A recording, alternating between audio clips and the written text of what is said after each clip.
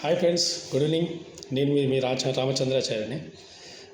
Summer start అయిపోయింది కాబట్టి మీ అందరికీ ఒక చిన్న టిప్ ఏసీ గురించి.